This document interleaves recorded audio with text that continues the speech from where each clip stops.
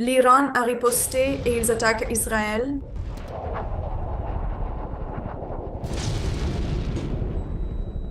Et eux, des bases américaines, des bases militaires. Qu'est-ce que les nations en retirent? Et s'agit-il d'une lutte pour les ressources, la sécurité ou le pouvoir? Ce n'est pas États-Unis, Venezuela ou États-Unis, Iran ou Pakistan, Afghanistan, Russie, Ukraine. Non, non, non. Nous regardons les mauvaises étiquettes. Les ressources sont un alibi. Non, ils ne se battent pas pour les ressources. Ils se battent pour le fait est qu'avec ce qui se passe en Iran, chaque pays du monde dira qu'il veut un missile balistique intercontinental, capable d'atteindre les États-Unis. Ainsi, il apparaîtra qu'ils se battent pour le pétrole. Mais en réalité, ils ne se battent pas vraiment pour le pétrole. Chaque pays du monde pense de cette façon. Vous n'avez pas de missile capable d'atteindre ma ville. Donc je viendrai détruire toutes vos villes. Très bien, vous pouvez empêcher quelqu'un de construire un missile ou une bombe. Comment l'empêchez-vous d'en acheter une? Pensez à la Corée du Nord. Comment ont-ils obtenu la bombe? Avaient-ils vraiment une technologie développée chez eux? Non, quelqu'un leur a fourni. La réponse est si simple. Le monde a besoin...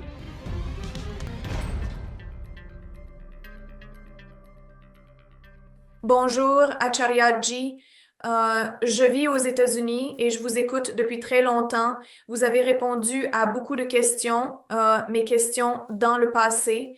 Cela a énormément amélioré ma vie. Ma question aujourd'hui portait sur un conflit mondial en cours actuellement. Il y a quelques jours, les États-Unis ont attaqué l'Iran et ils ont tué l'un de leurs principaux dirigeants politiques et religieux, l'ayatollah Ali. Et cet homme était un leader important en Iran. Alors maintenant, l'Iran a riposté et ils attaquent Israël et les bases américaines, bases militaires dans les régions du Golfe.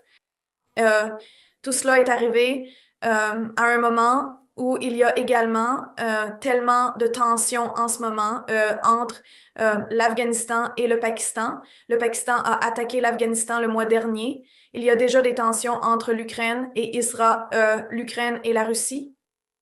Euh, donc, ma question portait sur ce que les nations retirent de cela et est-ce une lutte pour les ressources, le territoire, la sécurité ou le pouvoir? Ce n'est pas à propos de tout cela. Il n'existe rien appelé une nation. En tant qu'entité consciente, une nation est un principe. Une nation est un principe. Cela pourrait être un principe conscient. Cela pourrait être un principe inconscient. Les nations étaient censées être très conscientes des principes. Cela rassemble des gens conscients. N'est-ce pas? Les nations n'étaient pas censées être des principes de division.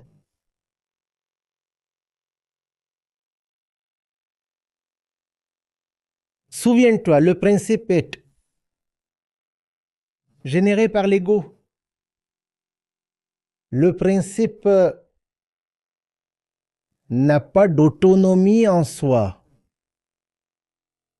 Si l'ego veut rester dans l'obscurité, il générera un principe pour l'y maintenir. Si disons que ces personnes assises ici, disons qu'il y a 100 personnes assises ici, si ces 100 personnes décident qu'elles veulent vivre dans l'obscurité, parce que c'est ce qui plaît à l'ego, elles inventeront un concept de nation qui est agressif, divisif, belliqueux, exclusif. D'un autre côté, si ces 100 personnes sont conscientes, alors elles proposeront un concept conscient d'une nation. Et ce genre de nation peut être de bon augure pour le monde entier.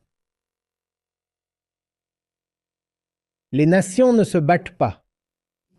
Ce sont les égaux. Ce n'est pas les États-Unis, le Venezuela ou les États-Unis, l'Iran ou le Pakistan, l'Afghanistan ou Israël et la Palestine, celui-là, la Russie, l'Ukraine. Non, non, non, non. Nous regardons les mauvaises étiquettes. Les égos se battent. Et il y a un danger de penser que la Russie et l'Ukraine se battent. Le véritable belligérant est absous de sa culpabilité. Il semble qu'une sorte d'abstraction appelée la nation est en guerre. Pas seulement la nation en guerre, c'est aussi simple que cela, humain. Les êtres humains se battent pour des raisons très primitives. Il n'y a rien de sophistiqué dans tout cela. Les raisons appartiennent à la caverne, à la pierre et à la jungle. Les raisons n'ont pas évolué. Les civilisations ont évolué. L'ego n'a pas évolué, n'est-ce pas? L'ego évolue-t-il?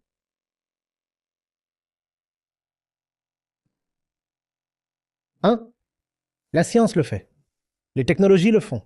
Les civilisations le font. Les systèmes le font. Mais l'ego, il n'évolue pas. Du moins pas dans une période aussi limitée que, disons, 2000 ou 5000 ans.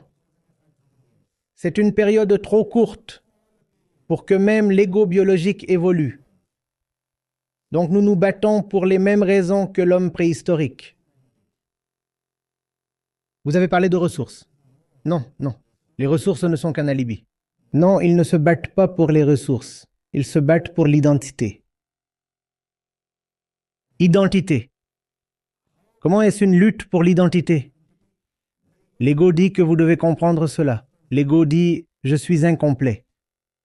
Je suis incomplet. Alors, que me faut-il pour ma complétion? Beaucoup d'objets, beaucoup d'énergie. Car l'énergie m'aidera à obtenir plus d'objets. Par conséquent, je dois me battre pour le pétrole. Que ce soit l'Irak ou l'Iran, ou le Koweït ou le Venezuela. Quand vous regardez cette lutte pour l'énergie, à quoi l'énergie est-elle liée? La quête de l'ego pour des objets parce que l'ego se considère comme fondamentalement incomplet.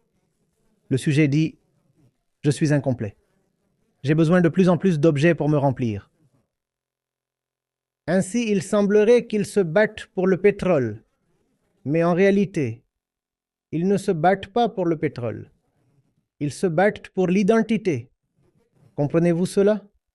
Sinon, en ce qui concerne l'énergie, en fait, les États-Unis sont plus grands que l'Arabie Saoudite. Ils n'ont pas besoin d'attaquer qui que ce soit pour obtenir de l'énergie.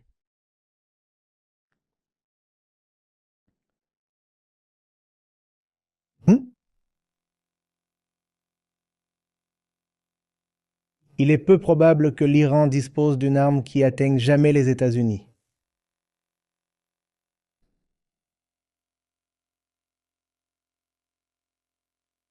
Probablement un accord était en train de se faire, où il était dit avec la médiation d'Oman que l'Iran pourrait peut-être produire du matériel fissile, mais ne pas le stocker. Et s'il ne peut pas le stocker, il ne pourra jamais être militarisé.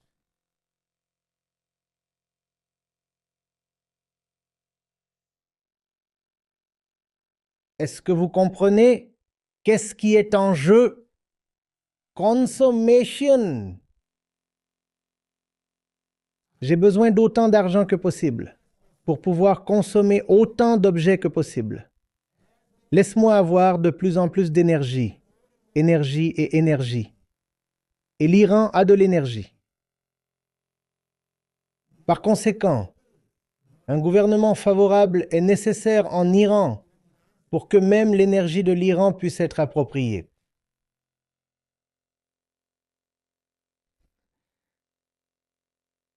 Sinon, pourquoi a-t-on besoin d'énergie? S'il vous plaît, dites-moi. De toute façon, en tout cas, la consommation d'énergie par habitant aux États-Unis est parmi les plus élevées au monde. Pourquoi avez-vous besoin de plus d'énergie? Et même si vous avez besoin de plus d'énergie, vous avez déjà des réserves d'énergie dans votre propre pays. Mais cela ne suffira pas. Même les réserves d'énergie de toute la planète ne suffiront pas. car l'incomplétude appelée l'ego ne peut jamais être réellement comblée. Vous pourriez y introduire l'univers entier. Il resterait toujours creux.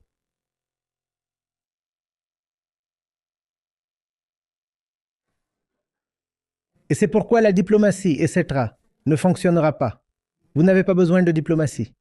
Vous avez besoin de sagesse. C'est pourquoi les accords ne résoudront pas le problème. C'est pourquoi ces ministres étrangers et bureaucrates et médiateurs, et ambassadeurs et ambassades,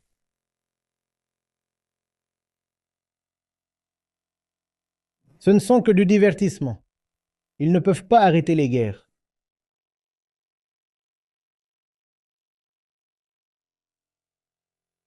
Ce qu'il vous faut, c'est de la sagesse. Ce dont nous avons besoin, c'est que l'ego se regarde lui-même.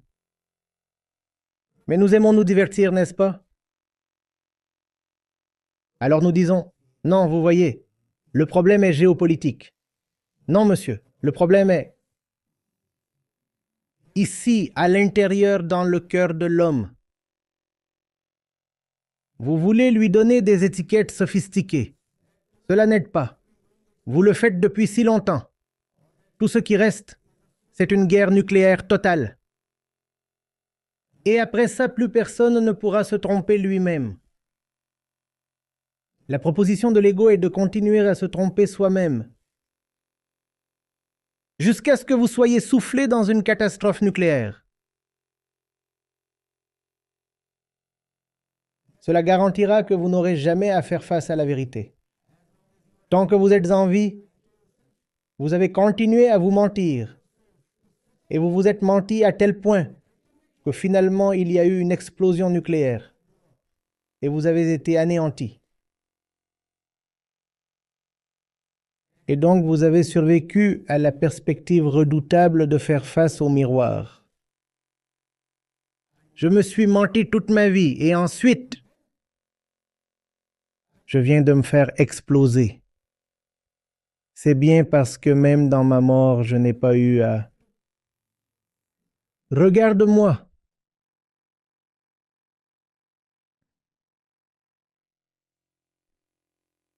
Ces dirigeants mondiaux, vous les glorifiez avec des noms et des titres pompeux. Ce sont des enfants. Ce sont des enfants. Ils ne sont même pas de véritables représentants.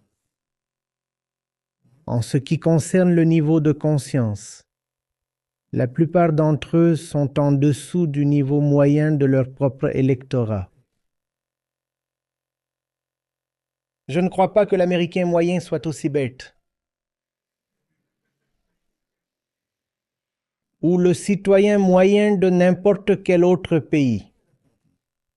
Ce n'est pas comme si les dirigeants représentaient même la moyenne. Ils représentent le pire des tendances d'un peuple.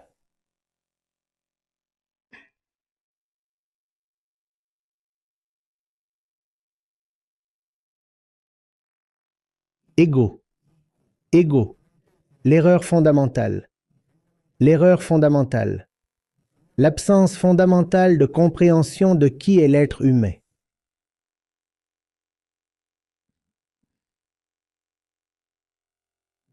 La guerre interne se déroule à grande échelle, c'est tout. Il n'y a rien de plus que ça.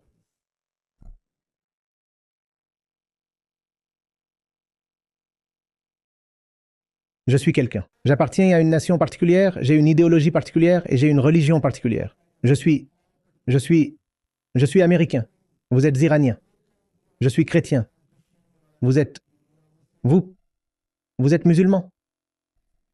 Ou je suis juif ou quelque chose, ou je suis hindou quelque chose.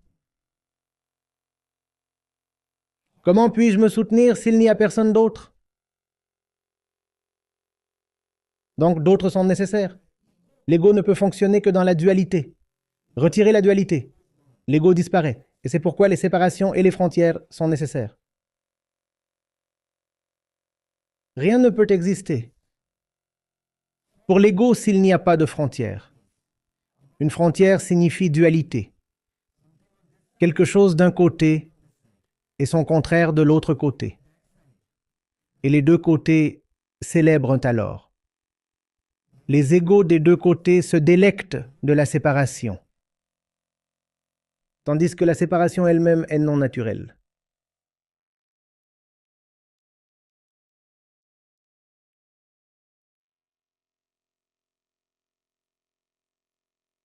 Je regarde la couverture de toutes ces guerres mondiales et j'aurais pu en rire. En fait, c'est amusant. Mais le problème, c'est que des vies sont perdues. Et cet aspect tragique m'empêche de rire de cela. Mais c'est aussi enfantin.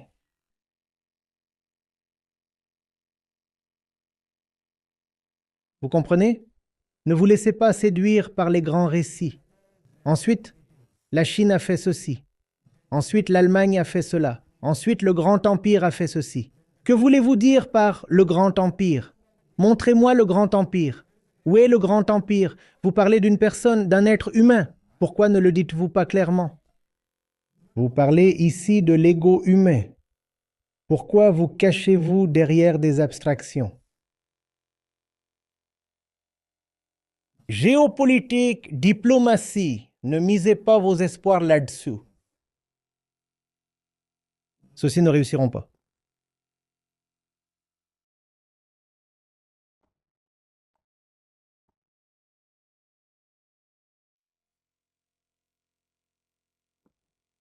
Vous dites que vous voulez désarmer.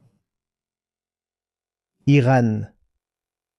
Le fait est que, avec ce qui arrive à l'Iran, chaque pays du monde dira qu'il veut un missile balistique intercontinental capable d'atteindre les États-Unis, car c'est le seul moyen d'empêcher les États-Unis de tuer son président.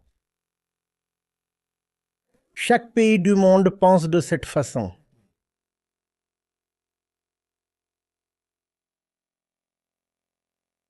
Parce que ce qui est affiché est la règle de la force.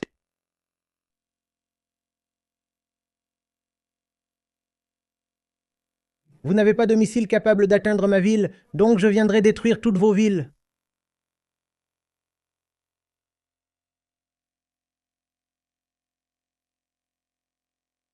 Votre culpabilité est que vous ne possédez pas de missile balistique intercontinental avec une ogive nucléaire. C'est votre offense. Donc vous pouvez imaginer que c'est la réflexion en cours dans les groupes de réflexion stratégique de la plupart des capitales du monde aujourd'hui. Comment se procurer également un missile balistique intercontinental à tête nucléaire? Parce que sinon nous sommes aussi en danger. C'est ainsi que l'ego de l'autre côté penserait maintenant que vous essayez de désarmer l'Iran? Non. Tous les pays voudront maintenant s'armer jusqu'aux dents.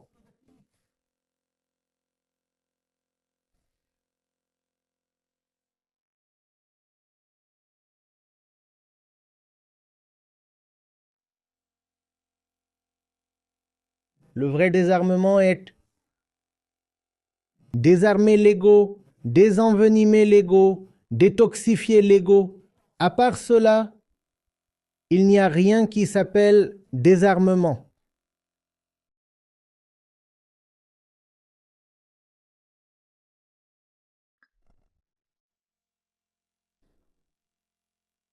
D'accord.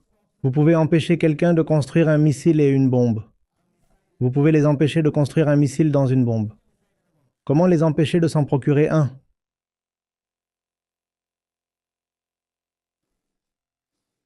Comment les empêchez-vous d'en engager un, disons? Le Pakistan appelait sa bombe nucléaire la bombe islamique. À un moment donné, l'intention était, vous savez, nous n'avons pas d'argent, nous échouons. Mais ensuite, il y a quelque chose que nous avons et qu'aucun autre pays islamique n'a. Qu'est-ce que c'est? Donc vous me donnez de l'argent, je vous offre la sécurité. Et c'est pour cela qu'on l'a appelée la bombe islamique. Vous avez de l'argent. Le monde islamique possède des dollars pétroliers, de l'énergie, de l'argent, des opportunités d'emploi. Vous me donnez tout cela. Et en échange, je vous placerai sous le parapluie nucléaire. Cela ne s'est pas vraiment matérialisé. Ce n'est pas grave. Mais c'était la pensée à un moment donné dans les années 90 et au début de ce siècle. Le parapluie nucléaire pakistanais pour l'ensemble du monde islamique. Donc, vous pouvez empêcher un pays de fabriquer une bombe. Vous ne pouvez pas empêcher un pays de le commercialiser, de le louer ou autre chose. L'ego essaiera de trouver un moyen de contourner l'obstacle, n'est-ce pas?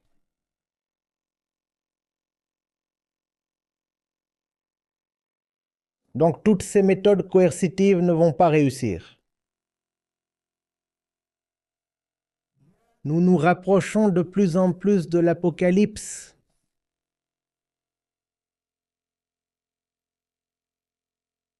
Pensez à la Corée du Nord. Comment ont-ils obtenu la bombe?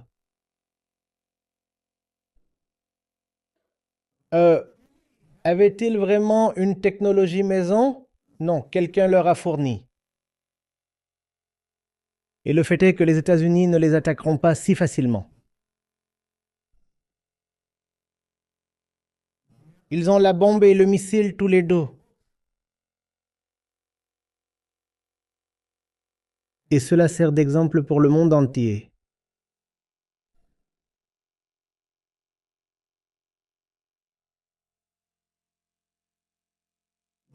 L'ego échange le pouvoir.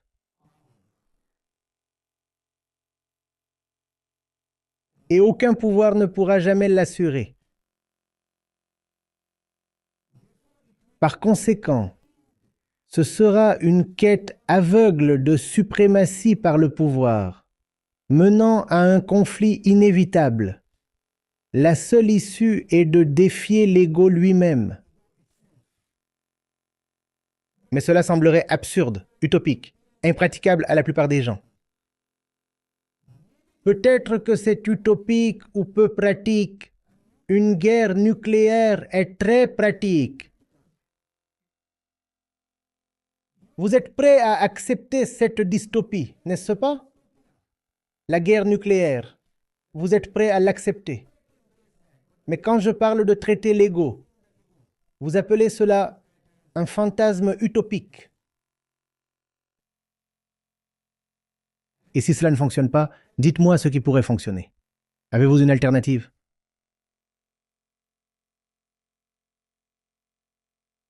La réponse est très simple. Le monde a besoin d'éducation. Ces gars ne sont pas assez éduqués. Pas seulement les dirigeants, je parle des masses.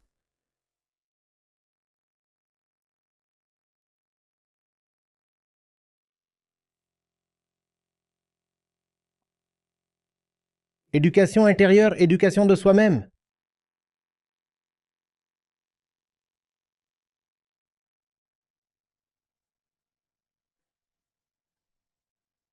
Désolée de vous interrompre, Acharyaji, parce que vous venez de dire cela, ça m'a traversé l'esprit quand nous entendons parler de mort civile. Un grand nombre de personnes meurent, frappent à Gaza, surtout ici où je vis, plus près de là où je vis dans le sud. Vous parliez de désintoxiquer l'ego. En fait, je vois exactement le contraire. Les gens ressentent une fierté de ce que les États-Unis font et ils ont l'impression que tout ce qui se passe est à l'extérieur, comme si nous étions puissants. Cela se passe en dehors des États-Unis. Nous, comme restons intacts face aux événements en cours. Non. Encore une fois, la même cécité égoïque à son propre sujet. L'ego adore traiter avec des objets et refuse de se regarder lui-même. Donc, l'Américain moyen penserait que le problème réside dans les états des objets. États-Unis, Bahreïn, Koweït, Oman, Syrie, des trucs se passent là-bas. Le problème est que la même perturbation se produit dans chaque Américain qui a approuvé la guerre. Les objets ne peuvent pas être perturbés sans que le sujet soit également perturbé. Mais cela semble se produire là-bas. Ainsi, on a tendance à se sentir détendu et sécurisé, mais vous n'êtes pas en sécurité. Le feu que vous voyez là-bas et la fumée a été allumé pour la première fois dans votre propre caverne intérieure. Il est arrivé là-bas depuis ici. Vous ne pouvez pas rester en sécurité. Cela apparaîtra de différentes manières dans votre vie quotidienne. Les autres mourront de la bombe. Vous mourrez de vos propres actes égoïstes. A-t-on toujours besoin d'un bourreau externe?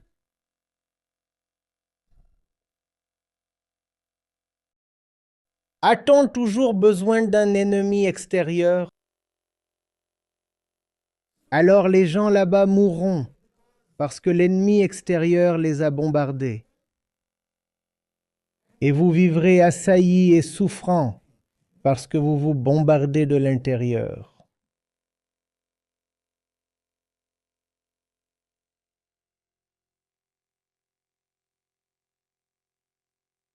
Voyez-vous, la dualité n'existe pas. Vous ne pouvez pas brûler la maison de votre voisin et vivre en paix. C'est aussi simple que cela.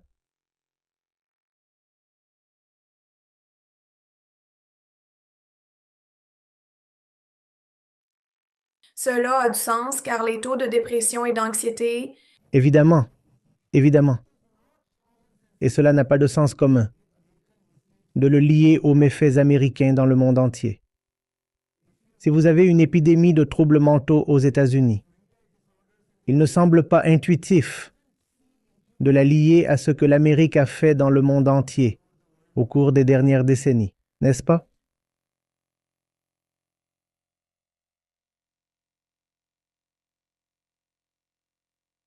Et ce n'est pas comme si je mettais l'Amérique sur le banc des accusés et que j'exonérais le reste du monde. Nous sommes tous un. En fait, le monde entier nourrit le rêve américain. Le monde entier rêve d'être comme l'Amérique.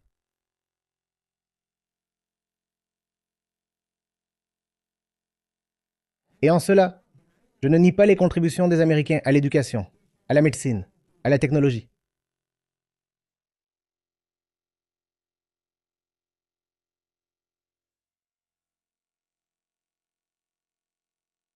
Mais quand il s'agit de l'ego, les Américains sont aussi aveugles que n'importe qui d'autre. Et le pouvoir a tendance,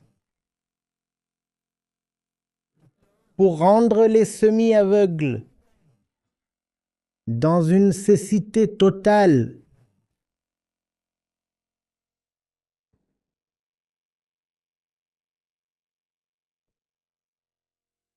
l'ego avec du pouvoir devient son propre pire ennemi.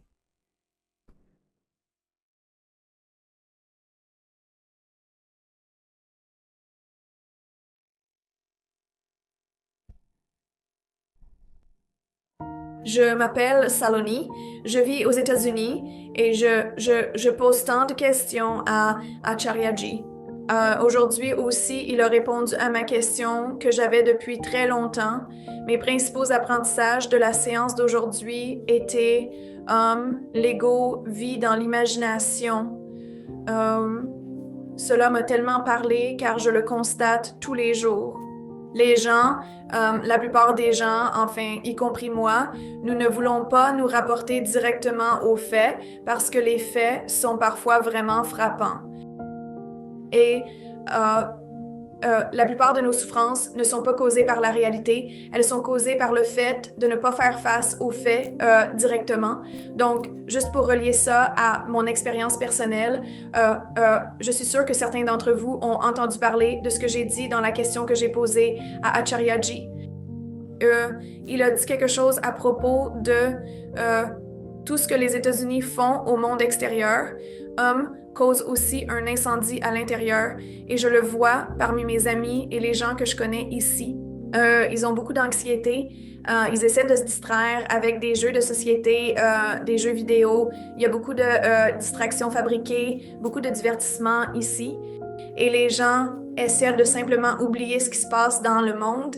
Ils ne veulent pas entendre parler des menaces existentielles ou de l'effondrement climatique ou des milliards d'animaux abattus chaque jour. Ils préfèrent juste éviter de tout savoir à ce sujet. Ils préfèrent simplement, vous savez, être dans leur propre petite bulle. Et cela a beaucoup de sens quand aujourd'hui Acharyaji a dit « l'ego vit dans l'imagination ». L'autre chose qu'il a dite était « la pensée libre est une réaction égoïque ». Donc, les gens pensent qu'ils sont des penseurs libres, mais ils suivent leur tendance et leur ego. C'est très approprié pour la situation actuelle. Mon autre apprentissage qui m'a un peu frappé était la religion organisée protège subtilement l'ego. Donc je pourrais en parler sans fin, mais je ne veux pas que ce soit trop long. Mais tout cela m'a juste fait penser à comment se concentrer sur, comme la religion organisée se concentre toujours sur les actions au lieu de la personne, et c'est une grande partie du problème auquel nous faisons face aujourd'hui. Vous essayez de débattre avec des faits et les gens ramènent toujours leur foi ou leur religion. Les gars, je veux juste dire que, faire partie de la communauté Gita m'a aidé à comprendre ce qui se passe dans le monde. Il n'y a vraiment pas d'autre solution. Nous devons vraiment élargir la communauté, amener de plus en plus de personnes.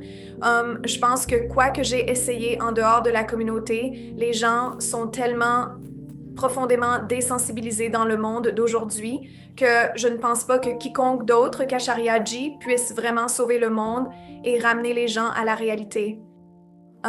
Je ne peux tout simplement pas insister là-dessus de plus en plus.